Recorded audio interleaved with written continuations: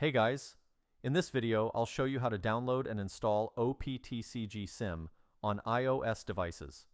I'll guide you through the entire setup process step by step, so even if you're new, you can follow along without any problems. The installation is quick and easy, and within just a few minutes everything will be ready to use. I've personally tested this method and it works perfectly. Before we dive into the installation, there are a couple of quick settings we need to check to make sure everything works smoothly. First, head over to your device's settings, then tap on General. From there, go to Background App Refresh and make sure it's set to either Wi-Fi or Wi-Fi and mobile data. This will ensure the app can run properly in the background. Next, go back to the main settings screen and tap on Battery. Make sure low power mode is turned off. This is important because it can interfere with how the app functions. Once you've taken care of these two quick adjustments, you're all set to move on to the installation. Now that we've got the basics covered, let's move forward.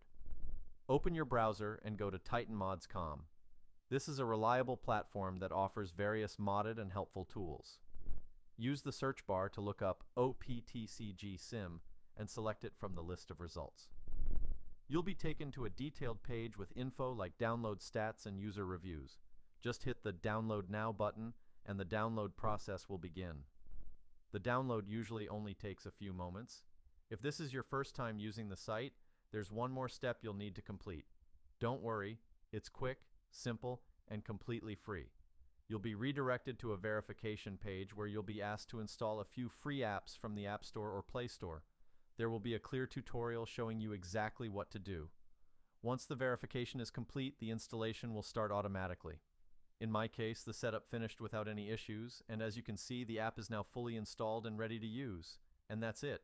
Thanks so much for sticking around until the end. If this helped you out and everything's working fine, don't forget to give the video a thumbs up and subscribe to the channel for more useful guides like this. Got questions or ran into a problem? Drop a comment below and I'll do my best